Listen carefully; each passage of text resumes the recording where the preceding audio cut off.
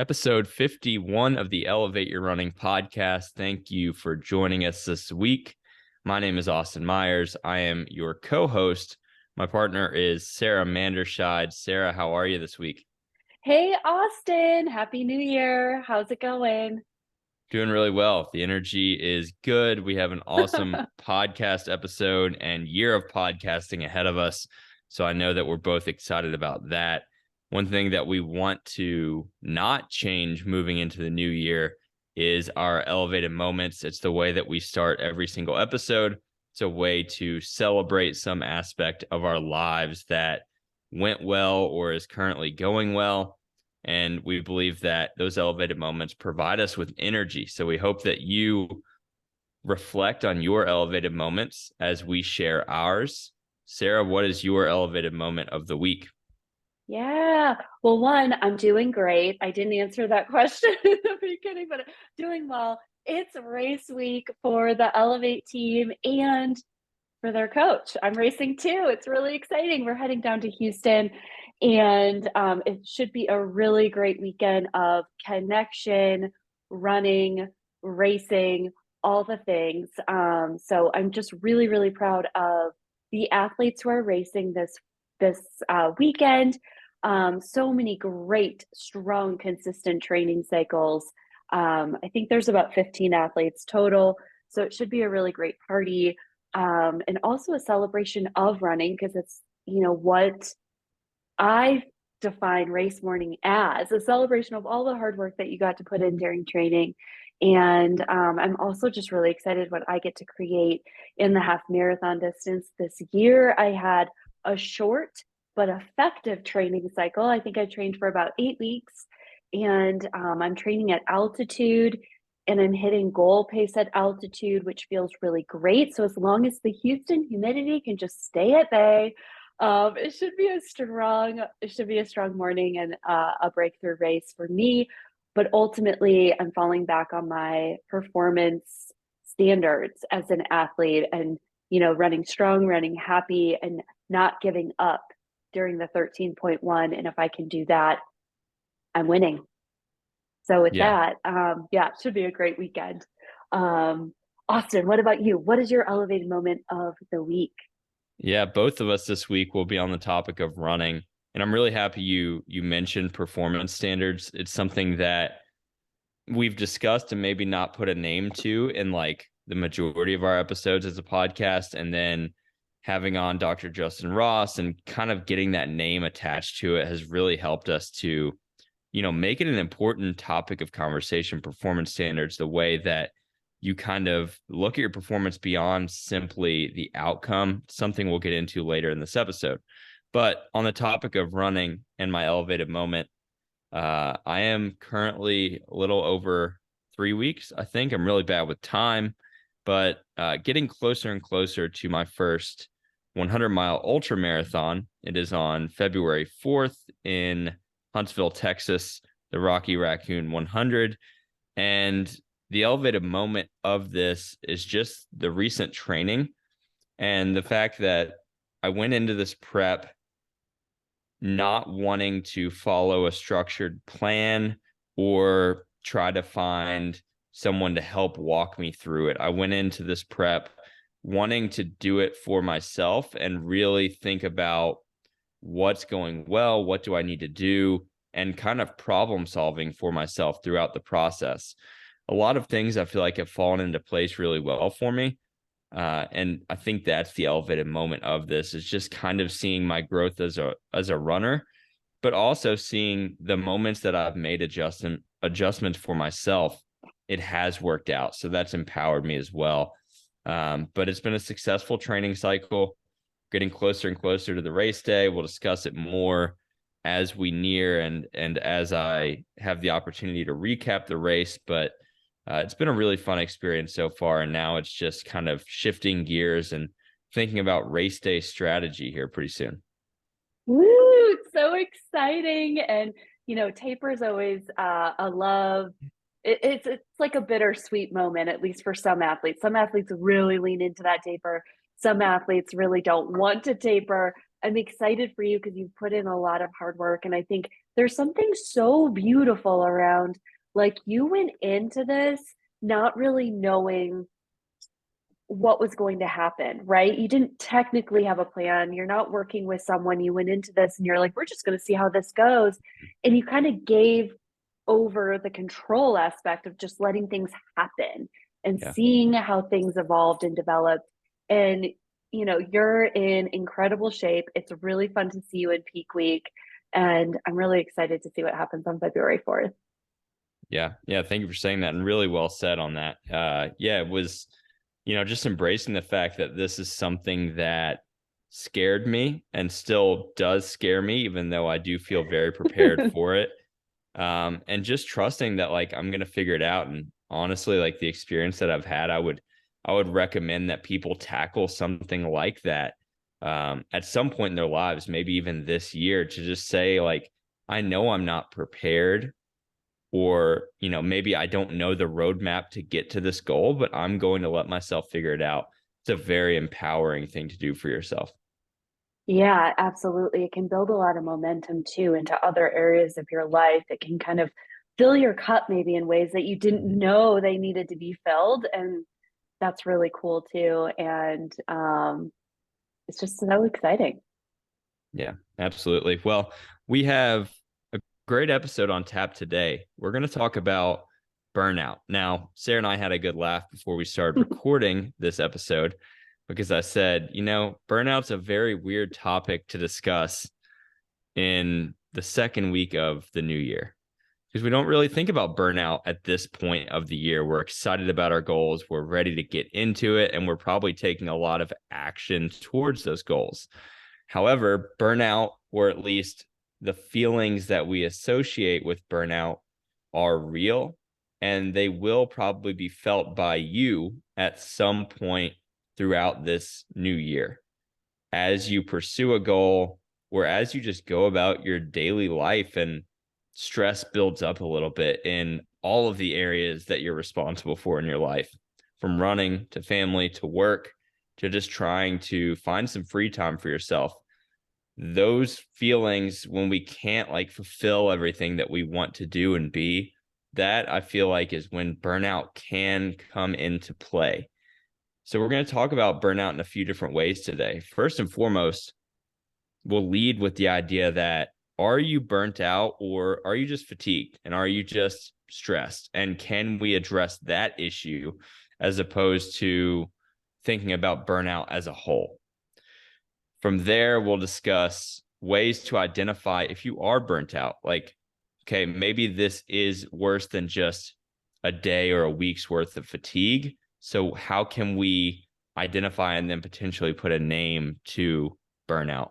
And then finally, if you get to that point where you do feel like you're burnt out, you feel like you've kind of diagnosed that aspect of where you're at, we can talk about, and we will talk about, how to overcome that burnout. So let's go back to the top and let's discuss the difference between general fatigue and burnout. And Sarah, I'll call on you for this to at least get us started on this conversation. What do you feel like, as both coach and athlete, you feel like is the separation between general fatigue and burnout? Yeah, I mean, they can look very similar, right? But it's really knowing the difference between the two and knowing yourself and knowing what you're doing and what you're capable of, and then aligning with one way or the other in terms of how you're showing up. So, with just general training fatigue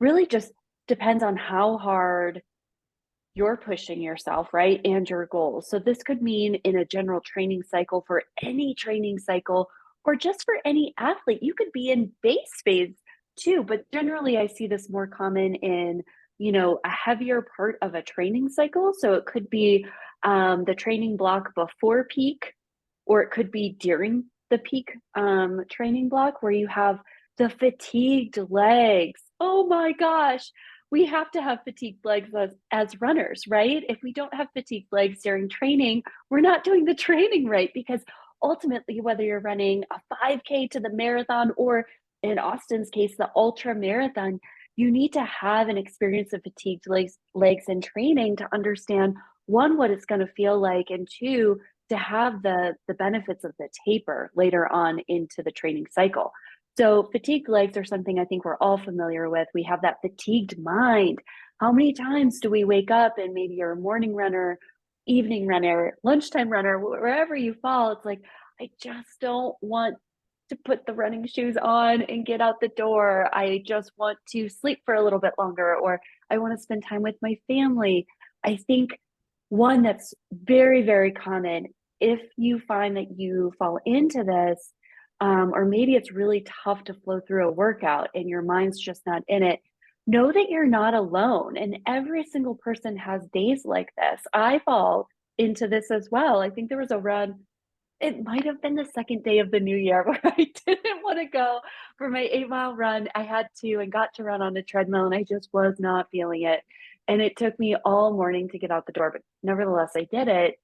I think we can all fall into that. And this could happen, maybe the fatigued legs, the fatigued mind, over the course of a few days. I think where we need to say, oop, slow your roll, what's going on, is when it's more than a few days, or maybe you have a recovery week and a training cycle and you come back from it and your motivation is still low, your mind is still fatigued, you still have the fatigued legs. There isn't that like joy that you once had. Your body might be sore. And it might not be recovering as fast. So that can be kind of the differentiator of like, how long has it been happening? And I also want to note, like, with training and being in a training cycle, there's definitely things that we get to do to be proactive about, right? We get our sleep, we get to stretch, and we get to hydrate and fuel our body really well. So anytime, at least in my experience, like anytime an athlete comes to me expressing this, or I'm in it myself and I'm feeling like, gosh, my legs just aren't responding, or my mind's a little foggy, or I'm really, really tired today, it first and foremost, I go back to hydration and nutrition. How much am I drinking? How many electrolytes am I getting? And making sure I'm doing all the things that I can do to set myself up for success before kind of like diagnosing myself with, oh my gosh, this has been happening for 3 days. It's burnout. So you get to also understand who you are as an athlete too in all of this. But if you feel like, on top of, having a fatigued mind, fatigued legs, that the joy is gone and you're not filling your cup and it's something that you have to do, like the womp womp, have to do this, versus I get to do this. I'm training. I'm really excited for the race. I understand that there's going to be days that don't feel well or feel good. But generally, like, I'm still really excited. That's going to be kind of like that needle mover too, of whether you're fatigued, that joy's still kind of there, or that burnout of, this is absolutely not fun at all.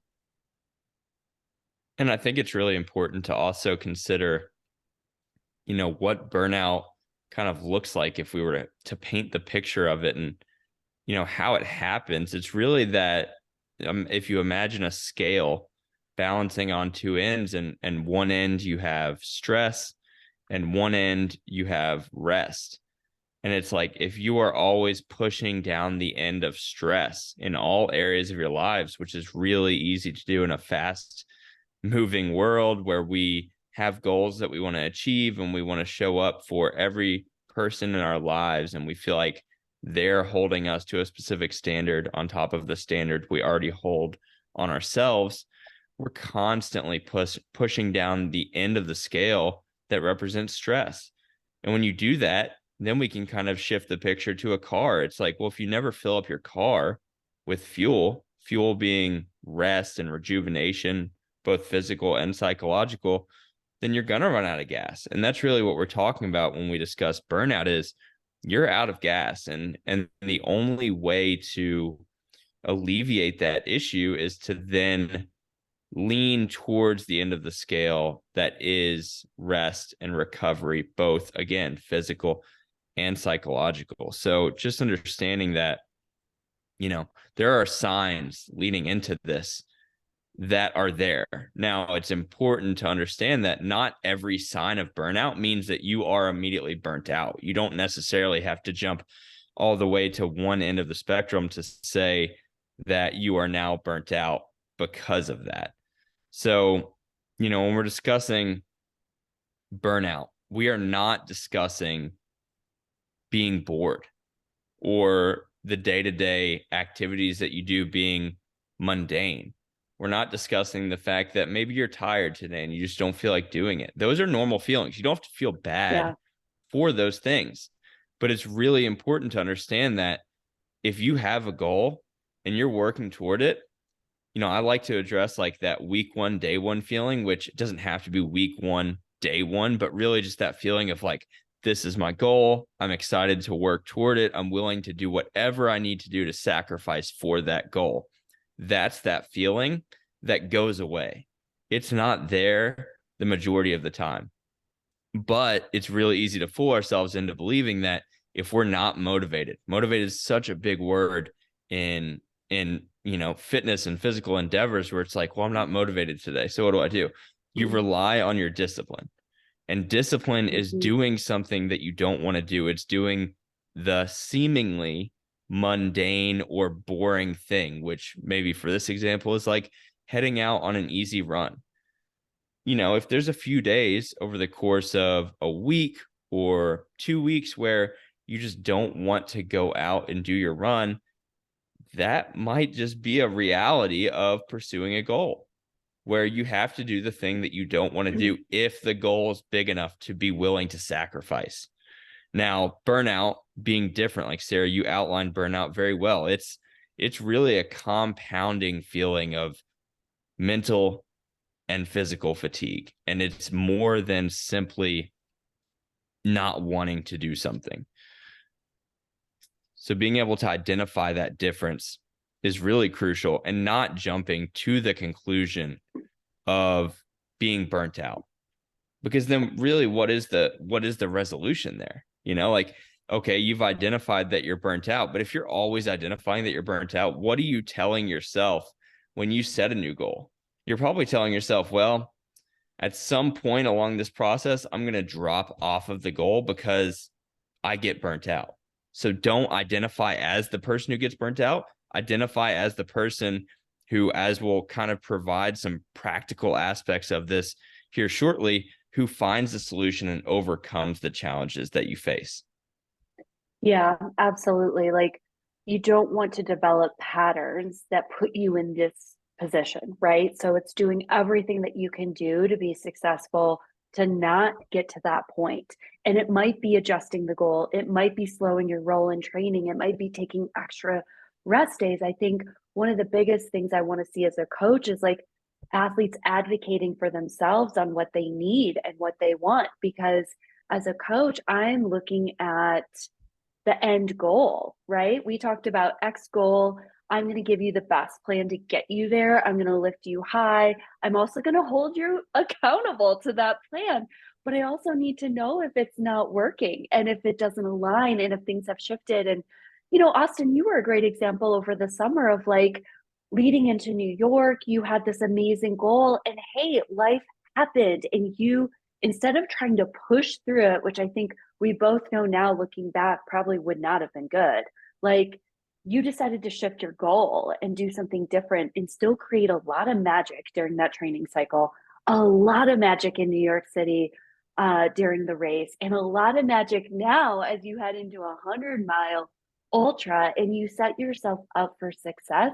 And I think that is a really powerful thing as a human when you get to do that once, or you feel like you've done and accomplish something like that once, that you can continue to build on that type of momentum versus the I'm always burning myself out, because it's not a fun place to be. We all know stress is stress. And like Austin said, stress is coming in from all different areas of your life. So if you really are incorporating a higher volume of training, the workouts are more they're you know intense, they're getting longer, you have a lot of more time on feet, that is ultimately like going to provide a lot of extra stress to your body. So you want to make sure that the scale is as balanced as possible, like as best as it can be, because we know no one's perfect. No one has this figured out. But if you can just find that balance, and it could be saying, like, hey, neighbor, I need your help. Hey, coach, I need your help. Hey, spouse, I need your help. Or, in my case, I've been asking my athletes for help over the last few months of like, hey, let's rework a few things to help me create some space in my day so I feel like I'm putting the oxygen mask on first and we can all start to up level together a little bit faster. Um, so know that it's something that you can control. And I think that's one of the coolest things too, is like, so often we talk about the things that you can control versus not control in a training cycle and in a race. And this is something that can definitely be controlled as long as you're paying attention to the signs. Yeah, and I find the definition that I found on burnout is very interesting, and I'll explain why I find it interesting and important for us to understand. So the definition is this: a state of physical or emotional exhaustion. So we've already discussed the idea that it's more than physical, it's more than emotional as well. So physical or emotional exhaustion that also involves a sense of reduced accomplishment and loss of personal identity. And I think that end part there is really important. The idea that you can have a sense and a sense, the perception, your perspective of reduced accomplishment. So not reality. It's not reality that you are no longer doing good work, something that you 6 months ago may have been really proud of. But your perception is that you're not accomplishing at the level that you want to. And we Mm-hmm. talk about it through this lens all the time because we identify as this for high performing people, people who want to continue to level up in their lives, their running, their personal life, everything. You want to feel like you're accomplishing like 24/7, but you can't. And your perception, as we kind of tip the scale towards burnout, your perception is that you are no longer accomplishing. So that's really discouraging. And then the other part is the loss of personal identity and not feeling like yourself for an extended period of time. Really important and really hard to deal with when you do tip the scale in that direction.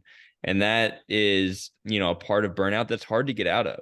When you don't feel like yourself and you don't know what the next steps are. So understanding that reduced accomplishment, loss of personal identity, if that's your feeling, that's beyond not wanting to do the work on a given day.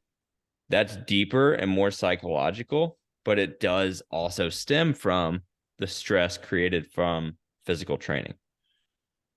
Yeah, and that can be kind of the umbrella overlooking the burnout situation, right?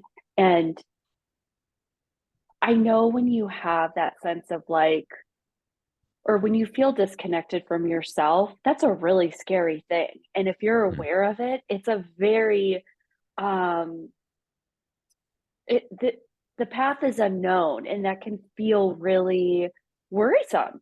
And I feel like if you are an athlete who is feeling that, finding the joy again, and going back to the things that bring you joy and the why and all of that. We'll get into that later on how to overcome burnout. But I do want to identify other ways to identify burnout, or talk about ways to identify burnout in a sense of like the micro level. So like the day to day. So we talked about the fatigue that you can't seem to recover from, right? It's like that compounding fatigue that just continually builds up.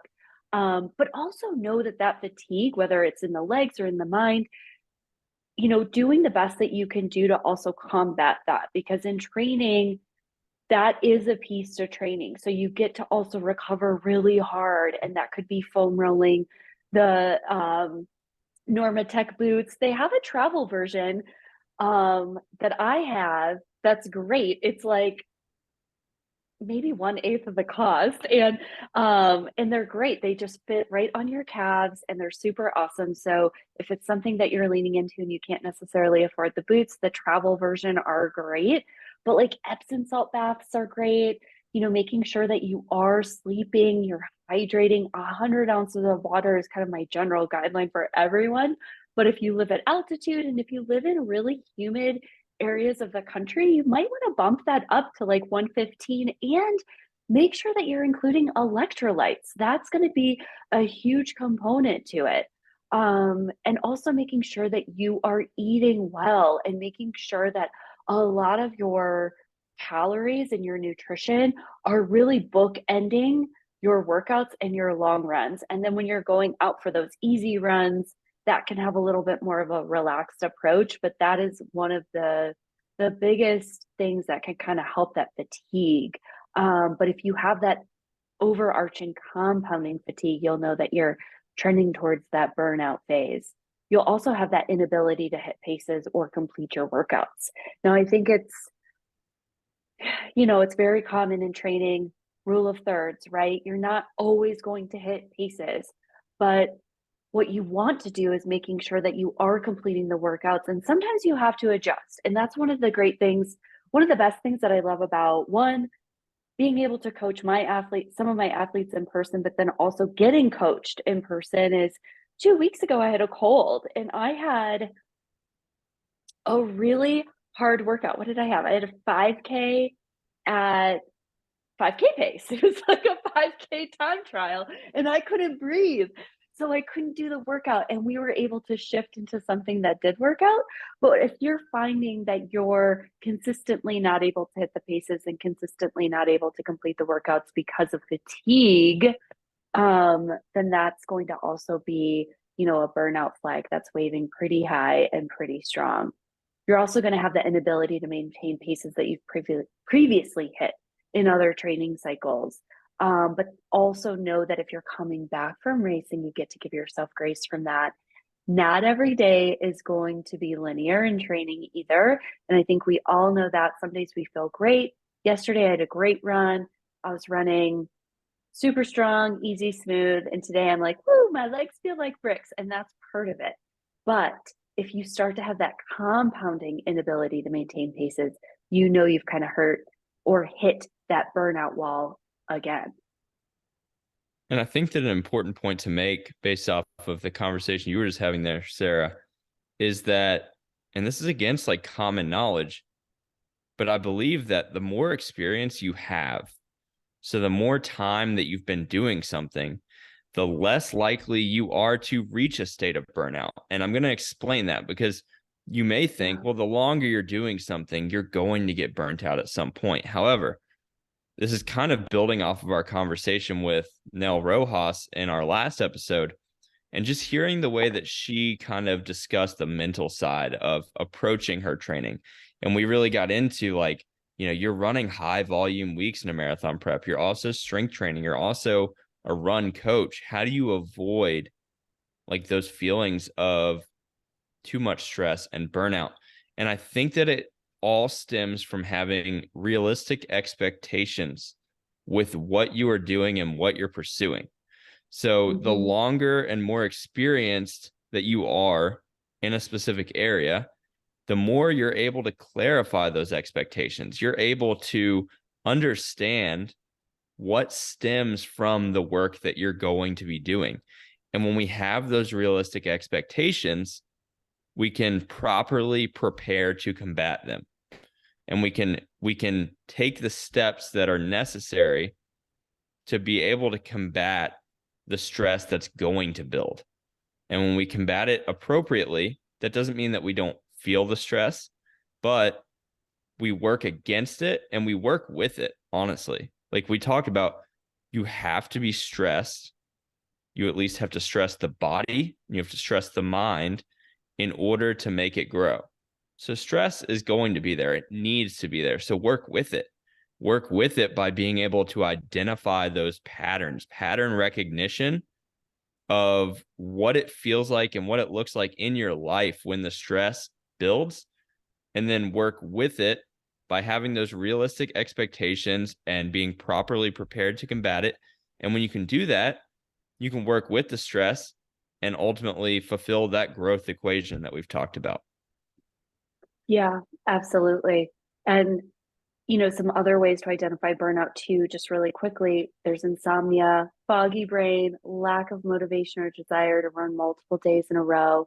Weather can be a caveat to this too. In Colorado, we've had a lot of snow and ice and really very little sun, which is so unlike Colorado. So it feels more like the Midwest over the last few weeks. And I'm from the Midwest. So, I definitely love and appreciate everything that those states offer. And yet the weather is horrible. So, anyways, a lot of Colorado athletes over the last few weeks have felt like this lack of motivation to get out because it's been really cold, it's been snowy and icy, and we're just not used to that. We're not used to running on a treadmill or maybe needing to skip days or getting out on different times of the day, and it's kind of throwing everyone off. So just kind of know and balance that out too. Is it the lack of motivation or desire to run multiple days in a row because of like weather, or you have a niggle, or is it really because you just don't want to get out the door? And I'll also say like the lack of motivation at the start of a race. Like I think I've been pretty open about like my first marathon training cycle, and I worked with Nell, and it was a lot. Like, and it was because my goal was a lot, right? Like I came to her, I'd run like a 139 half, and came to her and I said, I want to BQ and I needed a 3:30, and we were going to CIM. We had 12 weeks to prepare, and I was running 25, maybe 30 miles at the start. And we got up to 62 miles in a week. I had doubles, I had 4 20-mile runs. And this is someone who like casually went into that casually ish, went into that 140 half marathon, like running maybe 3 days a week. I think I got up to 10 miles in the long run. I like did that, like, what everyone does with, not everyone, but most people find with the half marathon training cycle. It's like, oh yeah, if I get to 10, it's totally fine. I think everyone listening who has run a half marathon has at least done that once. And that's where I was as an athlete in 2018. And then going into 2019 and having and partnering with Nell, I mean, there was definitely some lack of motivation towards the end. I was definitely tired. My body was definitely like trying to figure it out. I was really trying to figure out the nutrition, which was not, I mean, I feel like with every training cycle, we can all do a little bit better in all these areas. So I was starting from like ground zero there. And I remember thinking at the start of the race, like, I just want this race to be over. And that doesn't feel good, right? That's not a good place to be. And in the last 10K, the way like what I told myself to motivate myself to get through the end, and I ran consistent splits. I think I was running between 7:45 and 7:50 pace for miles like 2 through the end. I told myself, you don't have to run again a day in your life. Just finish this run, right? Like just get it done. Now, I did take some time off after that training cycle. I didn't run a whole lot leading into the Houston half, which was 5 weeks later. And, I ran an incredible PR there. And, it still took a few months after that to get back into it, even with the pandemic hitting. So, I share that story because one, it's an example of lack of motivation at the start of a race or lack of motivation or desire to run, but also know that like Austin and I have been in this. We're human. We're right here with you. Like I think have all kind of experienced this in some way, shape, or form along the journey of running. Yeah. Yeah. I love that story. I love this is a whole strategy that runners use, professional runners. I've heard basically telling themselves, you never have to run a day in your life if you just run this last 10K of the marathon at your goal pace. And it's Yeah. like, that's their It career. works. So it does work. And I have a Yeah. feeling I'm going to be telling myself that for at least a few of the miles of Rocky Raccoon. But, the interesting thing about that story is that it was your first marathon and you had been running for a few years, correct? Yeah. Since Okay. 2017, consistently at that point. I took a break between 2010 and 2017, running like at Orange Theory in those years. Hmm. Nothing a lot. Yeah. So you weren't necessarily new to running, however, you were jumping into your first marathon. And I think that's valuable to understand because now here you are training for what number marathon now? Four or five? It's my fifth. Fifth. There was a sneaky one in there that a lot of people I forget know. because I turned around after Boston and had a bright idea to run another Yeah. marathon. Highly don't recommend doing that. Yeah. So, you're gonna run the Houston half Yeah. later this week. You are going to then transition into prep for the Boston Marathon being your fifth marathon. This is important because you had not, to the extent that you have now, clarified your purpose for why you wanted to run a marathon. And I think that, we don't need to be relying on motivation. We need to be relying on why we want to do it to a deeper level.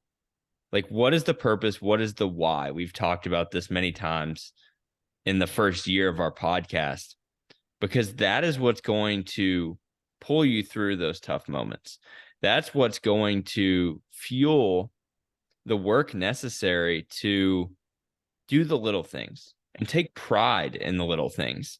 Because if we can take pride in the little actions because we know how much we care about the goal that we're working toward, that is going to help pull you through those moments where you feel like you're leaning toward burnout, but you know what you want. You're identifying with the person who shows up and overcomes challenges and does the hard work and then proves to yourself how strong you are. That's where all of the purpose comes into play. But when you don't have that, it's really easy to fall victim to the stress that's ultimately going to build up. Yeah, definitely.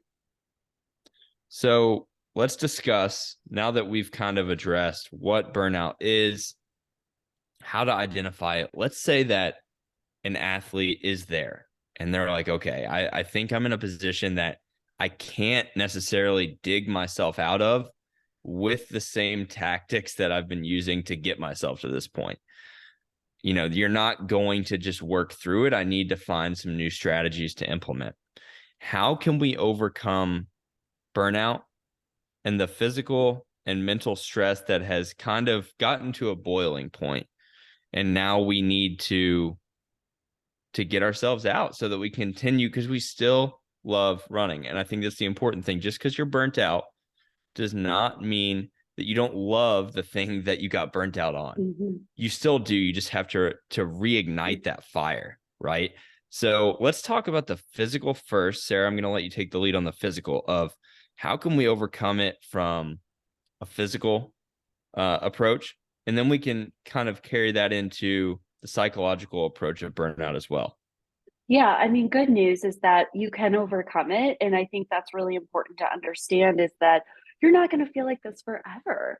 And that's I mean, I'm a great example, right? If I was like slightly burnt out after CIM or burnt out after CIM, and here I am, I'm running my fifth marathon. I'm so excited to run most days. I'm running my most mileage ever.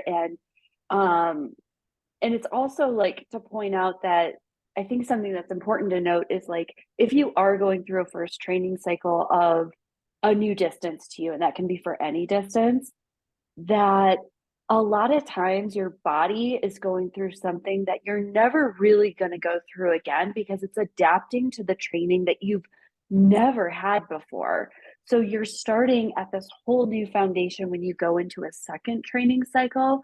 And, I coached a lot of athletes this year who ran their first marathon, and it was like, okay, yes, you will still be sore after long runs and your body will still be tired, but it will be different. And if anyone has run more than one half, 10K, 5K, full, whatever the distance is, you know what I'm talking about. Like it does feel different and it feels a little bit easier each time, which is why every training cycle gets to be a little more up the ante to stress your body in a new, creative, different way.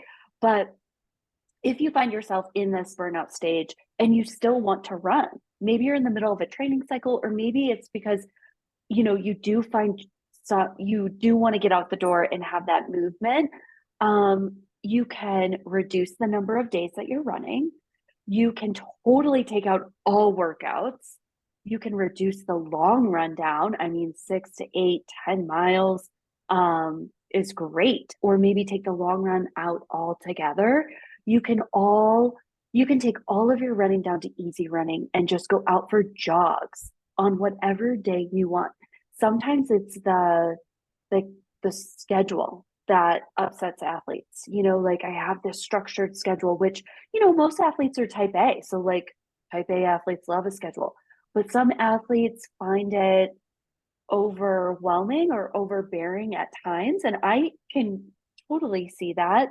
So sometimes it can be like, let's just take the schedule out and you do you. And maybe it's saying like, let's commit or let's not even commit to a certain number of days of running a week. It gets to be different for everyone because everyone's going to be at a different stage of this burnout. And so you get to kind of do what's going to actually fill your cup the most.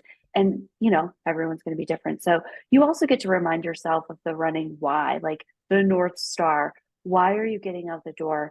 Why do you want to do this? Does it relieve stress? Does it bring you joy when it is more, neutralized? Is there a goal that you're trying to seek? And, going back to, your why. Like I like to think about like just dropping into your heart and like asking yourself, like, what do you want? And that's Yeah. going to say a lot. I love that you tied freedom in there a little bit. At least that's what I Yeah. took from it. Yeah. I think that was a big part of it for me, in deciding to kind of shift gears a few months ago. Instead of really being strict with myself about training for the New York City Marathon. It's funny, like one of my sticking points of training each week was like the workout. And I just didn't want to feel tied down to paces. And honestly, I didn't want to feel tied down to much of a structure at all. Yeah. And but I did know that I wanted to keep running, and I knew that I wanted to commit to something hard that scared me, that would require effort to work toward. And that's why I settled on the ultra marathon, because there's a little bit more freedom within that training. I've actually had these conversations with people who decided to train for an ultra marathon and maybe had experience training for a marathon in the past. Is they're like, yeah, it's just more simple. You go out and you run for a period of time. And that's like really the overarching point of your training, is you just need to have time on feet.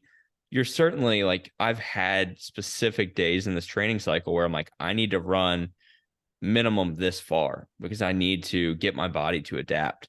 But I've felt a greater sense of freedom in this type of training. And that really helped me discovering that freedom and Mhm. embracing the fact that I needed that freedom helped me to, I think, avoid the burnout. And I'm afraid that if I would have gone toward that burnout, I would have gotten to the point where I didn't want to run, but I never got to that point because I made the adjustment before it got too bad, before it boiled over too much.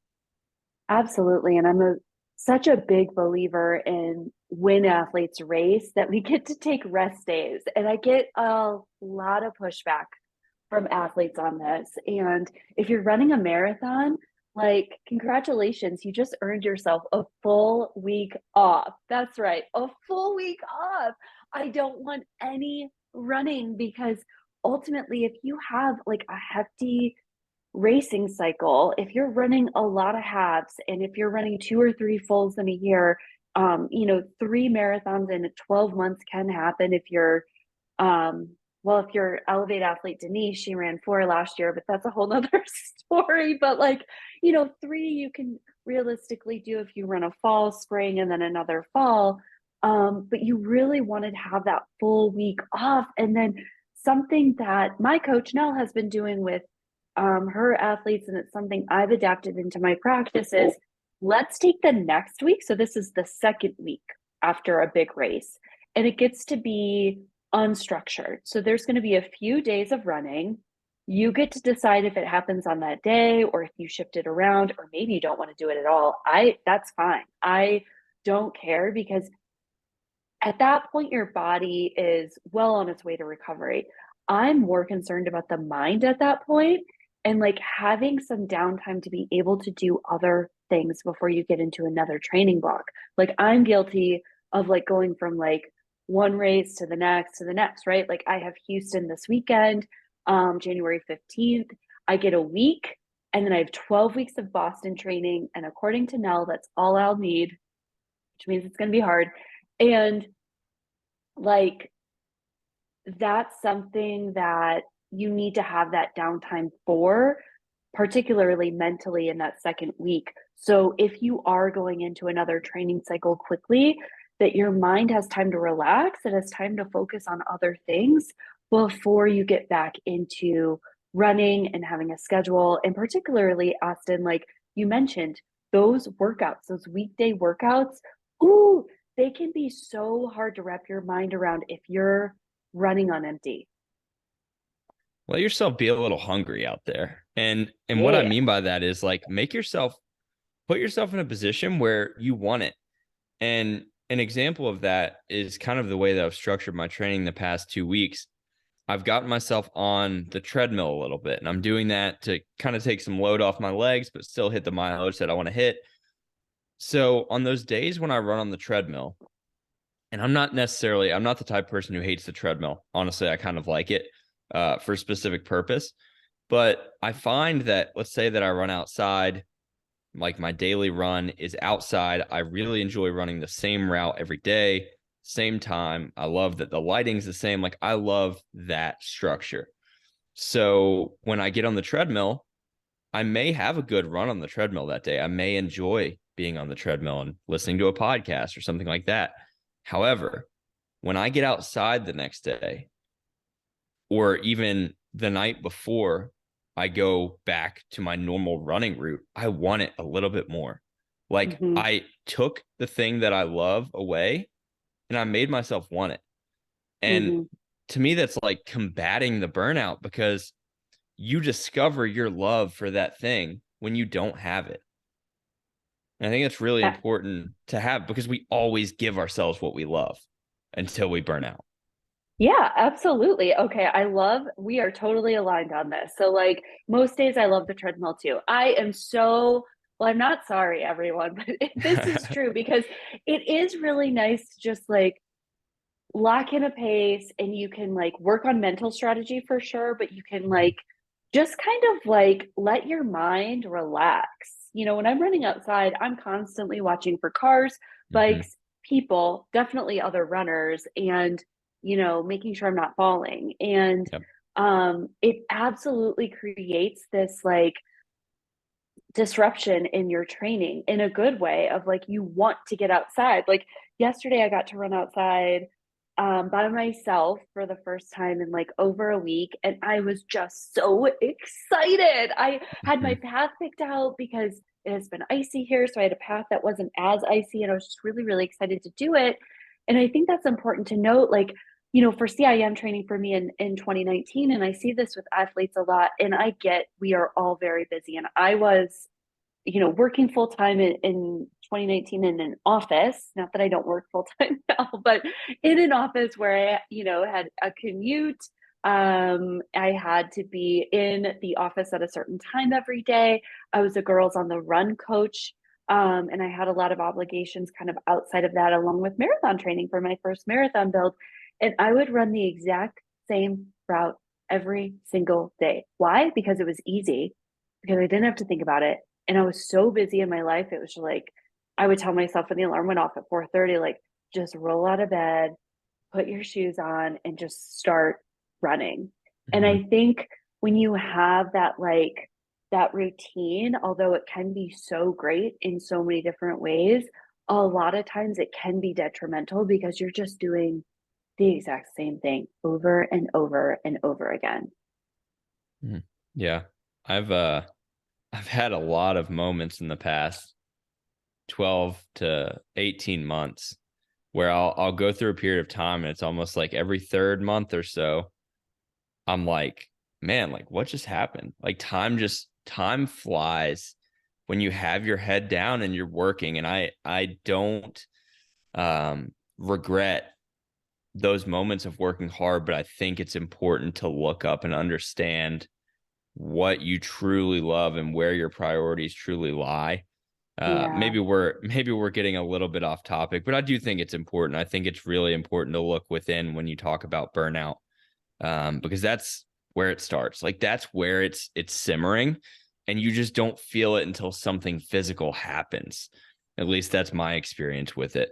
So, as we kind of get near the end of this episode, I do want to encourage all of our listeners to clarify three things. Clarify three things for this year of your life, whether it be in training or whether it be in any other aspect of your life. First and foremost, clarify your purpose. Clarify why you are pursuing what you're pursuing and why you're doing what you're doing. Second, clarify your performance standards. If you need more information on performance standards, we have a recent episode with Dr. Justin Ross. He discusses performance standards. I view them as like the personal expectations that you have for yourself Hmm. and the way that you want to represent yourself, regardless of the outcome that's taking place or regardless of what the uncontrollables are. When you think about performance standards, you are specifically addressing what you can control and how you control the controllables. The third thing that you can then clarify, and this is sequentially, like we need to go in this order: purpose, performance standards, and then the third thing that we can address is the desired outcome. What is the goal? What is the quote unquote finish line that you are working toward?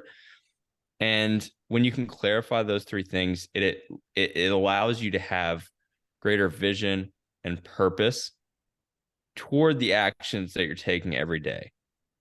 Don't lose sight of why you're doing the little things. And when you can emphasize the little things and you can take pride in those little things, it allows you to combat those feelings of burnout that are very common in hardworking people. Yeah. I mean, running should make us happy, right? It should make us feel strong and empowered. And it doesn't have to be about PRs and medals and racing and, the comparison trap that we can fall into with Strava, like, or even, if you're running with a team on Sunday, like comparing yourself to those people, like, or, running any race. Um, so know that kind of drop into your heart of like why you love this sport so much, what it gives to you, how it fills your cup. Invitation to take the watch off too and see if like running, they call it running naked, like take the Garmin or the Coros or the Apple Watch off and like, run with your phone if you still want to have some sort of technology with you for safety reasons, but like lean into that too and see if that brings you more joy. Because a lot of times, we can kind of fall into traps of, the data trap with the Garmin or with the smartwatch that we don't even know is really happening. So invitation to do that as well. And like at the end of the day, I know we're all human, we're all trying to do our best. Like you are enough just the way you are, whether you're running one day a week, one day a month, 6 days a week, 8 times a week, whatever that looks like. You matter and you're amazing. Yeah. Love it. Love this discussion today. I think it's important for us to all understand like what burnout is. It's a real thing. But it's also not something to quickly fall back on. It's something that you should look out for the signs of and be able to work against, apply pressure against, as opposed to simply falling victim to the burnout. So we hope that you enjoyed this episode. We publish a new episode every single Thursday. We are really excited. We're actually this is episode 51. So you would assume that next week being episode 52 is like our year anniversary. It's in a few weeks, but we've had a It's few not. weeks there. We've had a few weeks there where we've published two podcasts, and we may we may celebrate our birthday a little bit early with episode 52 next week. We'll see. But we thank you Why for not? joining us. New episodes every single Thursday. Make sure to subscribe to the podcast. And if you enjoy it, leave a review or share it with a friend. If you would like to connect with us on social media, you can find me on Instagram at Austin Myers 12. And Sarah, where can they connect with you and the Elevate Your Running brand? Yeah, on Instagram and Twitter at Sayra, SAYRAH Runs Happy, and at Elevate Your Running. Thank you, everyone, for listening this week. We love and appreciate you so much, and we hope that you are running happy and strong this week. We'll see you next time.